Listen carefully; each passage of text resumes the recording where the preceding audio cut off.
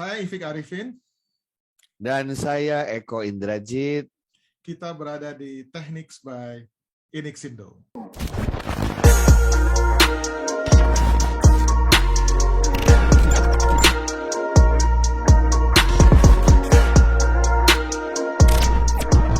Pak Eko, apa kabar nih Pak Eko? Baik Pak Ifik, sahabatku dari Inixindo tercinta. Lamo ndak besuo, sekali besuo di situ. Iya. Ya, terakhir besuo di pagi sore. Sekarang udah waktunya lagi nih, kita pagi sore siang malam nih mesti Sudah nih. waktunya. Sudah waktunya. Mantap. Gimana Pak Eko? Ini kita punya satu grup yang namanya teknologi pendidikan grup ya, dengan teman-teman kita. Pak siapa? Dr. Surono ya. Pak, luar biasa. Banyak nih, kalau dibacain satu-satu nanti ada yang nggak dibacain marah gitu ya. Dr. Sunyoto ya. Dr. Heni pasti. Heni Yusuf, ya. Pokoknya banyak lah dokter-dokter satu grup sama kita nih, satu perjuangan gitu ya. Satu perjuangan. Dan masih ada yang belum juga, yang belum jadi, ini kita dorong supaya cepat selesai gitu ya. Amin. Kita harus saling bekerja sama. Bantu. Nah, gimana? Kita nih kali ini mau bicara soal model pembelajaran sebagai teknologi pendidikan atau TP. Orang TP kan kita senangnya dibilang orang TP gitu. Orang-orang yang berorientasi ke teknologi pendidikan. Walaupun Prof. Eko sendiri dokternya kayaknya banyak banget ya. Dokter. Kayaknya mau dapat lagi satu lagi nih. Kurang kerjaan memang hidup saya. Nikmat sekali ya, kerjaannya seperti ini. Itu nikmat tuh, berkah. Kalau masternya udah selesai banyak, udah ngapain lagi? Sekarang dokternya lagi diperbanyak ya. Banyak yang iri loh Pak Eko, banyak yang iri. Ya, ada satu kalau iri ya ambil dokter gitu aja. Iya. Yeah. Dan selain itu kita kan main musik juga gitu ya untuk itu. Dokter jadi berpikir dokter musik nih, dokter musik ya. Itu belum ada tuh. Dokter musik ya. Dokter musik. Gitu. Kemudian kita kan teman-teman kita juga para banditos tuh, Pak Budi Raharjo, Pak Hamam Riza gitu ya. Semuanya di mana kita bisa ngambil ya? Kita bisa ngambil dokter musik di mana ya di Indonesia ya? Sekarang ini ya mesti dicari. Itu menarik tuh. Kalau perlu di luar negeri lah sebentar ya. Pakai. Boleh lah. Kita ke luar negeri sampai DO dan uangnya habis pulang. Enggak pesimis banget gitu lah. DO-nya bukan karena nggak bisa, karena duitnya habis. Prof, tapi curang Prof. Kalau keluar negeri bawa istri, ntar berdua ngamen tuh, bukannya sekolah musik malah betul.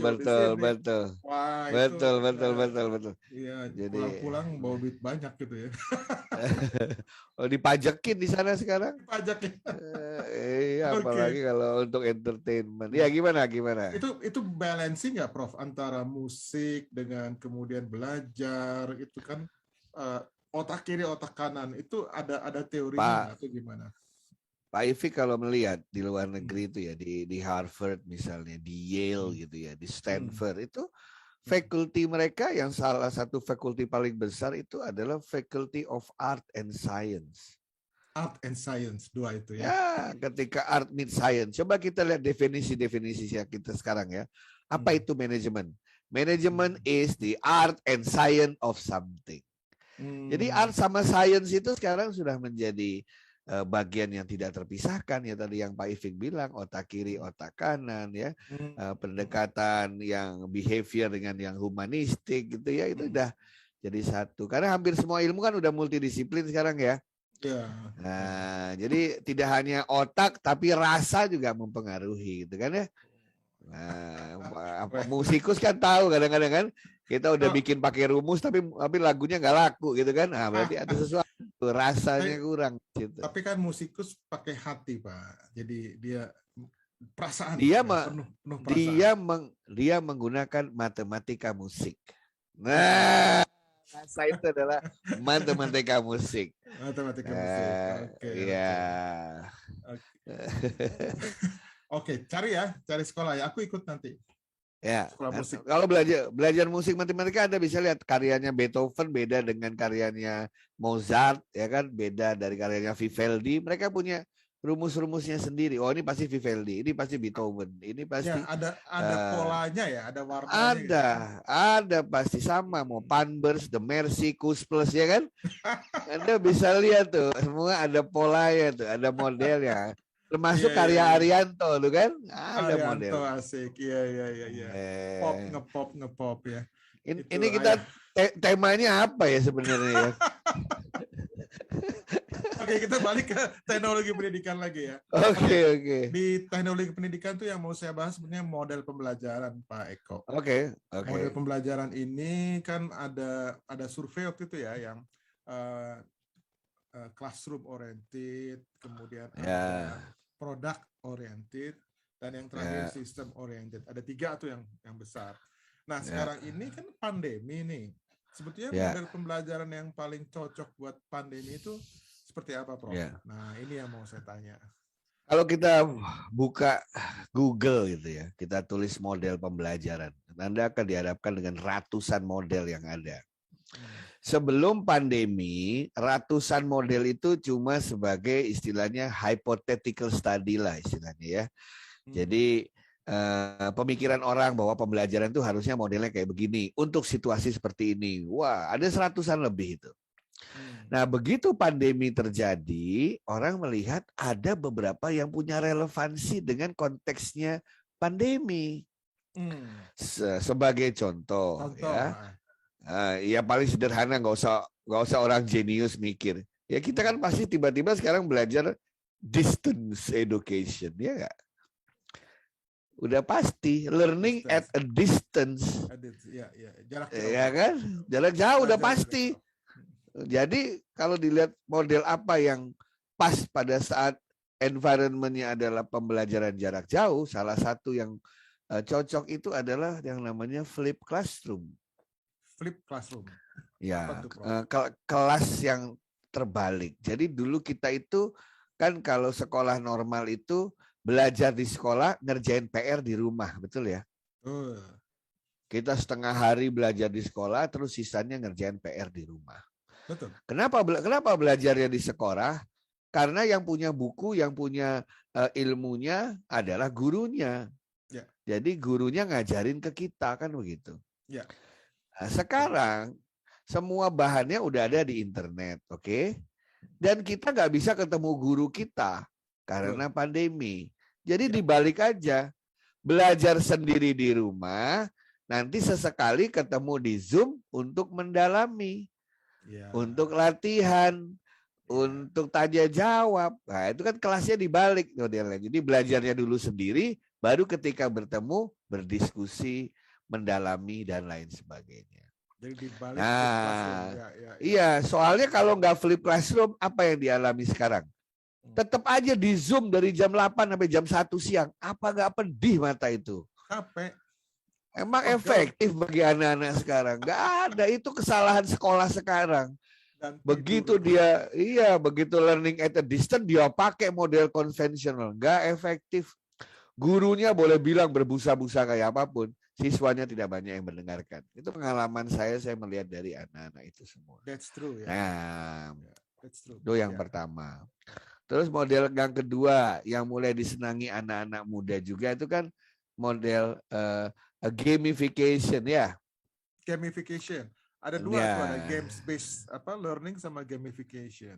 Nah, ini yang gamification. Kalau game based itu termasuk serious game segala. Gamification tuh begini. Orang kan bertanya-tanya, kenapa anak-anak kalau belajar males, tapi kalau main game itu ketagihan. Oh, tagihan, ya.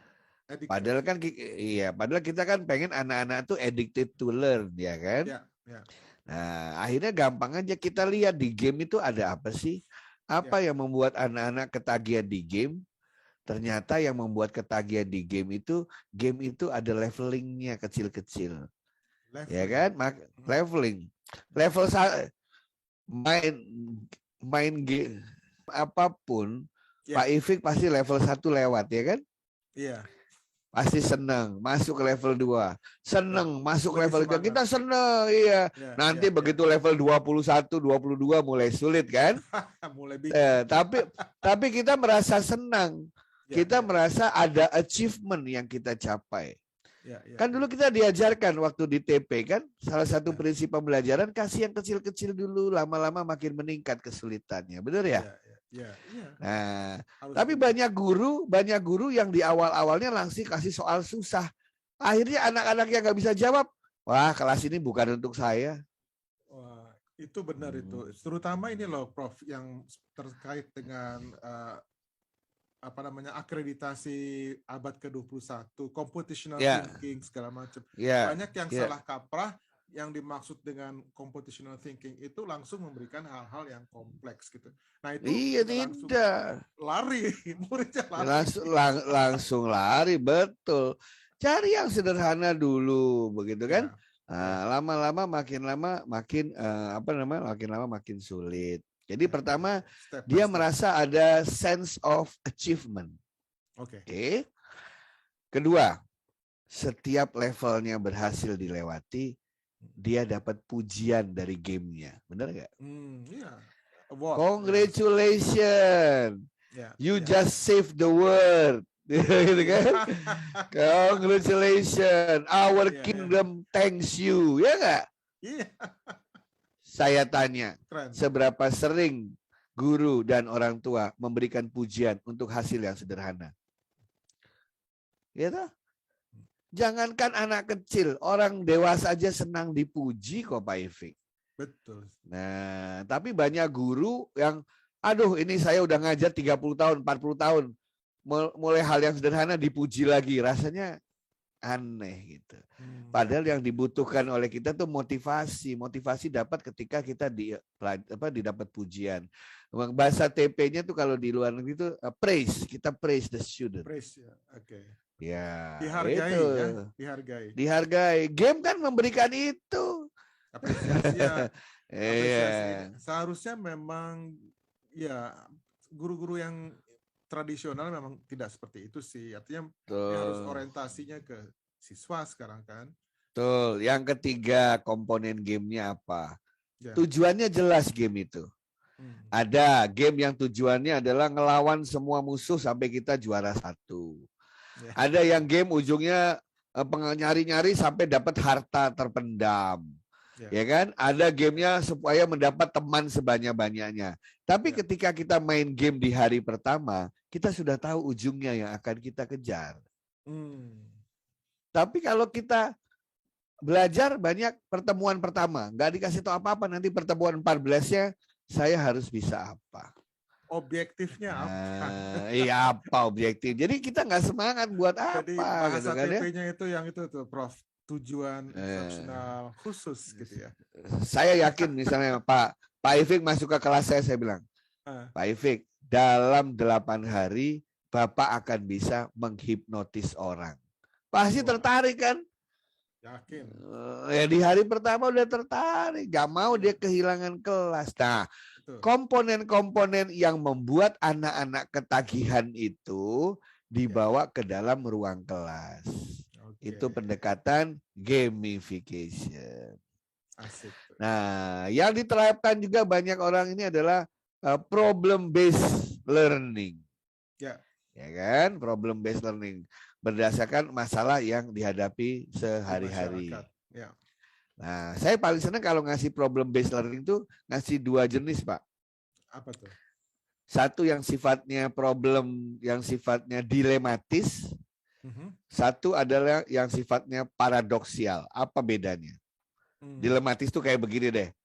Saya lagi ada masalah nih, dapat buah si malakama. Dimakan bapak mati, nggak dimakan ibu mati. Saya mesti ngapain? Kan gitu kan?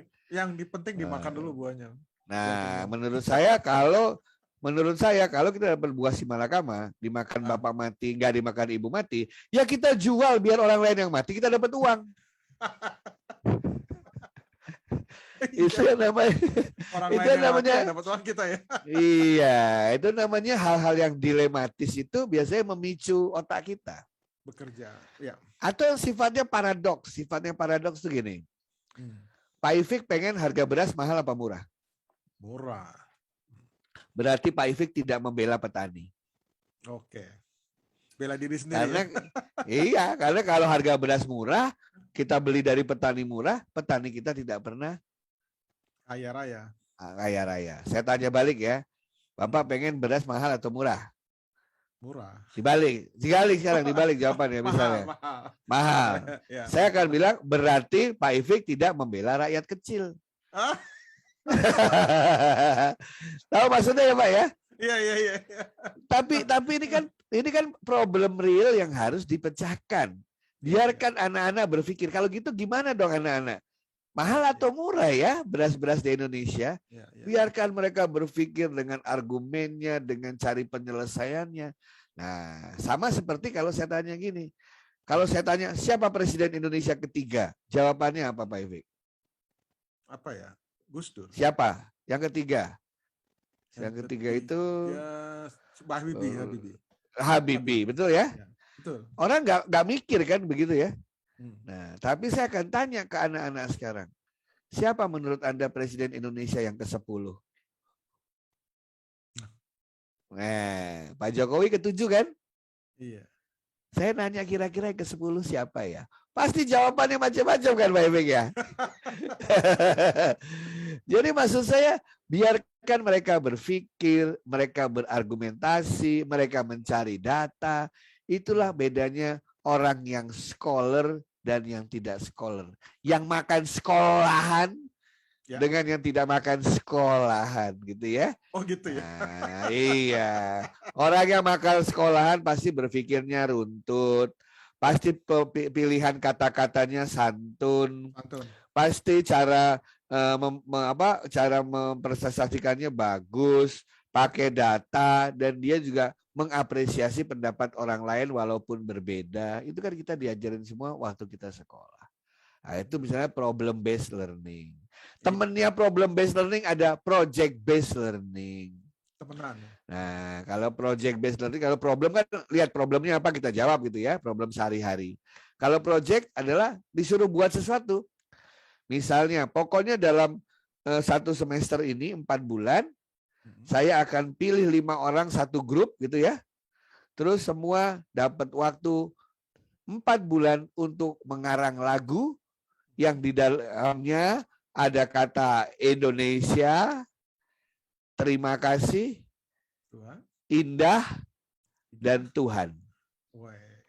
Udah silahkan bikin lagu apapun 4 bulan nanti dinyanyikan. Mau dikompos, mau di apa silahkan. Nggak mungkin mereka tidak kerja sama kan Pak Ifik? Nah, hal-hal semacam itu.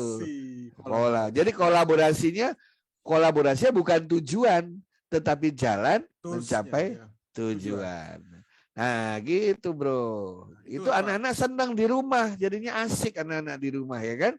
Project gitu. Ya, project based. Itu project based learning. Ada lagi inquiry based learning. Nah, ini apa lagi? Inquiry based learning itu paling gampang adalah selalu dipertanyakan why sampai nemu ujungnya. Kenapa? Ada guru yang marah loh, Prof, kalau kita tanya, ini kenapa Pak? Ini kenapa? Kebanyakan nanya kata dia bilang gitu. Nah, balikin lagi. Kenapa ibu gampang marah gitu kan? Saya kasih contoh gini Pak ya misalnya. Kenapa ini pembelajaran dewasa misalnya. Kenapa suami istri sering bertengkar menurut Pak Ifik? Why? Itu banyak jawabannya, Prof. Satu alasannya. Kenapa suami istri itu sering bertengkar? Karena masing-masing mempertahankan kebiasaannya sebelum Oke, good. Oke. Kenapa masing-masing mencoba untuk mempertahankan pendapatnya? Kenapa masing-masing mencoba untuk mempertahankan pendapatnya? Ya, sifat manusia ya, mesti mau menang gitu ya. Kenapa sifat manusia itu kok mau menang? Saya tanya terus Pak sampai ujung Pak. Sampai ujung ya, iya. Ini praktek berpikir, praktek bernalar, ya. Itu kayak orang filsafat kan gitu ya, ditanya terus kan? Tanya terus. Ya, sampai satu titik dia tahu bahwa everything ada reasonnya. Itu belajar fisika loh. Sebab akibat.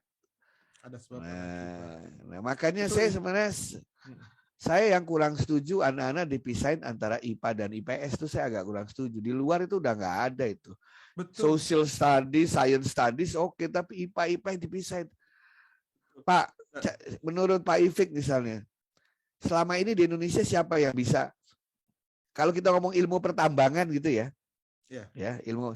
Menurut orang-orang Indonesia tuh IPA atau IPS sih selama ini pertambangan itu, nyari tambang sampai bisa ngambil tambangnya itu.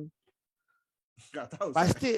Pasti IPA itu kan, orang-orang IPA semua itu. Teknik pertambangan, teknik perminyakan, benar nggak?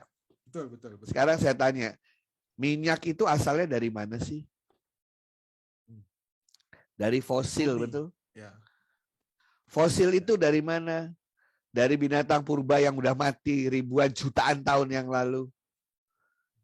Yang tahu dinosaurus itu migrasi kemana saja siapa coba?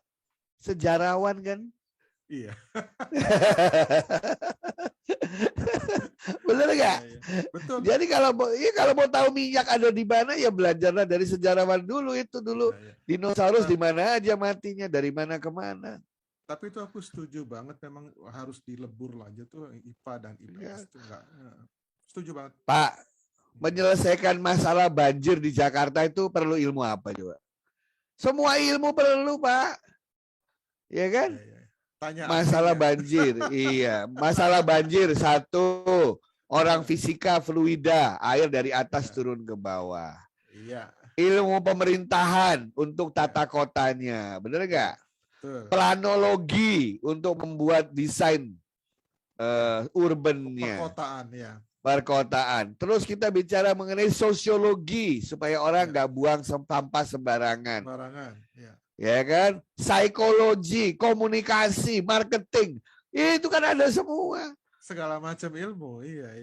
Multidisiplin semua. Makanya di luar itu, dari kecil anak-anak sudah tematik. Yang penting mereka melihat satu persoalan, menyelesaikannya dengan menggunakan ilmu-ilmu yang sesuai. Dan itu pasti multidimensi. Ya. Gitu. Jadi kita balik. Dalam pandemi ini, dengan melihat anak-anak tidak bisa datang ke sekolah, guru tidak bisa datang ke sekolah, dan kita cuma punya alat komunikasi dalam bentuk WA, Zoom, telekonferensi, atau telepon. Model pembelajaran apa yang cocok, yang membuat anak-anak tidak bosan dan mereka tertarik. Ingat, fokusnya ada di peserta didik. Bukan untuk ketuntasan materi, itu selalu yang dilakukan oleh guru-guru. Guru pengen ngabisin bahan, dia ngomong sepanjang waktu, pokoknya bahan saya habis, kalau nggak bisa yang salah anaknya, benar nggak Pak? Betul. Padahal guru yang bagus itu, dia kasih tahu saja sedikit, anaknya langsung belajar sendiri dengan sukacita. Mungkin nggak? Saya tanya Pak Ifik, waktu dulu kita baca buku atau nonton film, pasti 5 menit pertama penting ya nggak di film itu ya? Ya. 5 menit pertama kayaknya asik, saya terusin itu film, bener nggak? Betul.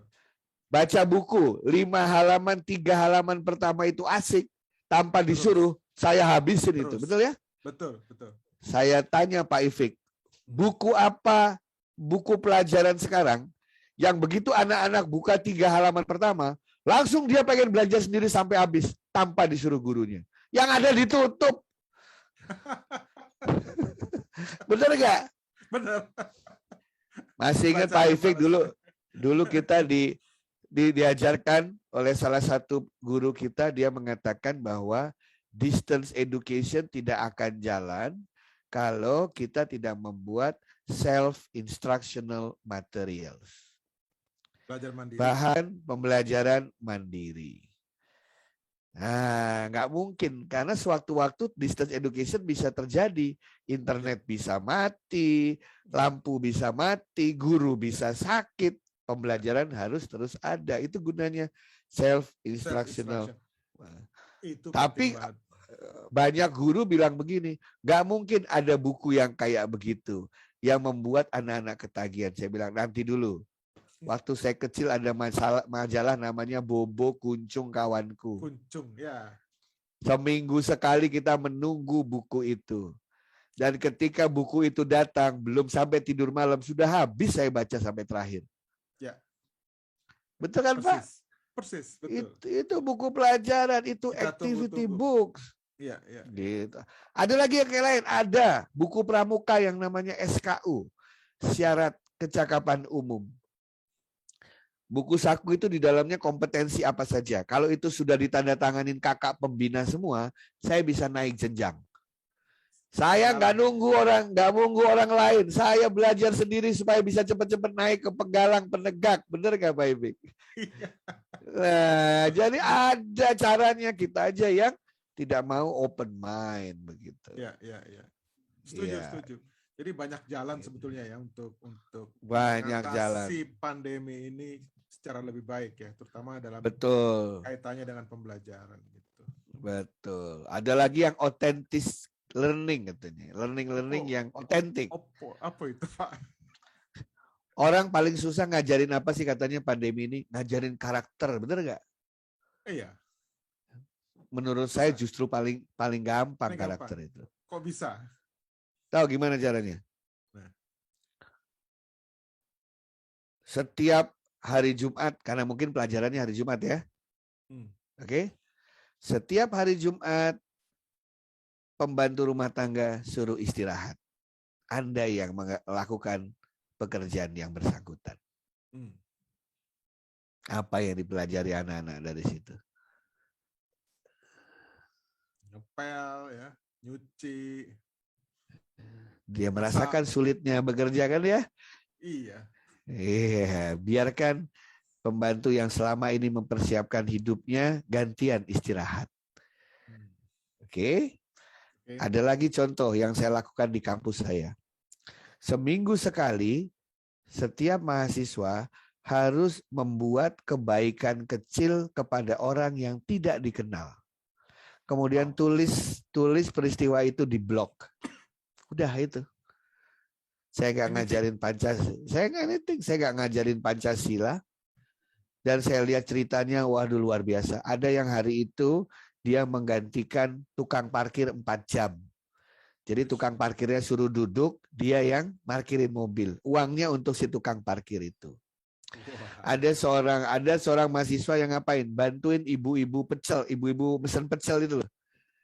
Dia gantiin ngasih kembalian sama menerima uang. Setengah hari penuh. Jadi pokoknya isyaratnya adalah orang yang tidak dikenal. Ada yang bantuin buruh itu tukang bangunan ngaduk semen. Dan semua melakukan hal yang sama bukan melakukan hal yang sama. Waktu kita melakukan refleksi, semua mengatakan yang sama. Ternyata hidup saya ini jauh lebih beruntung. Saya harusnya bersyukur selama ini. Betul. Orang tuanya banyak yang bingung, tiba-tiba anaknya jadi lebih sopan katanya. Saya nggak ngajarin karakter, Pak. Itu namanya experiential learning. Mereka sendiri yang eksperimen, mereka sendiri yang mendapatkan nilai, saya nggak ngasih apa-apa. Biarkan mereka mengalami sendiri proses pembelajaran atau yang otentik apapun yang mereka terima. Saya hanya membuat tugasnya. Saya hanya membuat PR-nya begitu. Nanti mereka sendiri yang merenungkan itu. Nah, seperti itu contohnya. Oke, Prof, kita udah cukup lama kayaknya ya. Sebenarnya masih banyak lagi ya. Ada lagi. Kayak udah bosan sama saya kayaknya. Kayaknya kalau tamunya dibatasi 30 ini kan waktu oleh kirain kalau kayaknya yang cewek lebih lama kalau itu tamunya cewek. nyanyi. Siapa Efek? Kita bikin ini yuk sama teman-teman juga rame-rame gitu ya. Boleh Pak Efek. Biar terjadi inilah saling memberi ilmu lah gitu ya. Prof. Ya, jadi, boleh monggo. Saling berbagi. Iya. Teman kita sakti gitu kan. Oh sakti semua. Sakti. Kalau nggak sakti kita nggak selesai ya. Itu dia. Ternyata mengasihkan ya belajar ilmu pendidikan. Asik. Ya. Wah enak banget. Jadi dan anehnya saya kan udah puluhan tahun ngajar juga ya. Tapi Ya. baru sadar gitu setelah belajar gitu, oh sadar rupanya ada Jangan kan, teorinya. jangan Pak Ifik, saya juga belajar gitu kan. Begitu, oh begitu ya. Lebih menghormati manusia kita jadi kan. Iya. Jadi Lebih memang memahami anak. itu benar. Tapi memang kita selama ini sering melupakan teori. Sekarang gini loh, Pak Eko, di pelatihan-pelatihan ya, banyak orang-orang yang kalau dia udah bisa, dia akan jadi pelatih, jadi guru. Itu kan nggak benar sebetulnya. Iya, nggak benar ya. Nggak benar. Jadi mungkin temporer kalau nggak ada nggak ada siapa-siapa lagi, oke.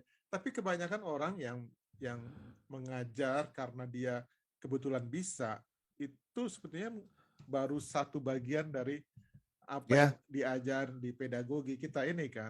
Iya, betul. Jadi memang ya itulah, tambah banyak pelatih ya, tambah sadar gitu. Pelatih itu banyak saya tanya juga.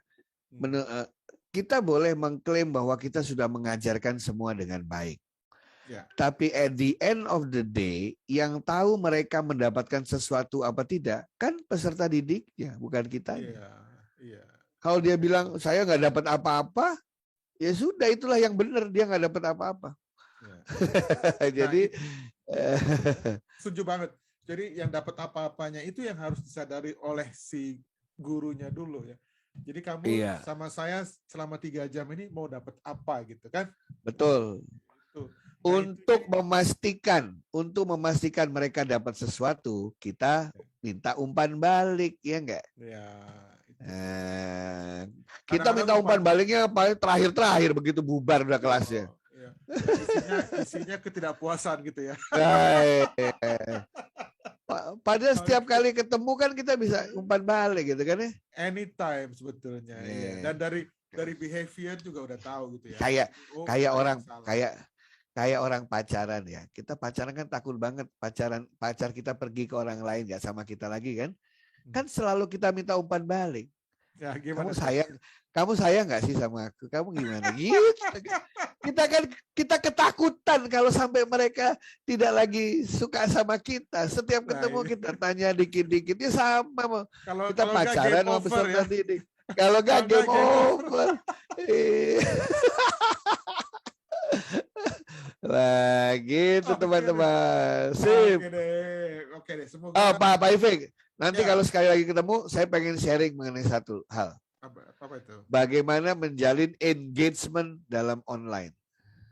Nah, kita cari jadwalnya ya, Prof ya. Ya, sip. Ditunggu ya. Kita selesai hari ini, kita salam kompeten bersama-sama ya. Salam kompeten ya. 1, 2, 3. Salam kompeten.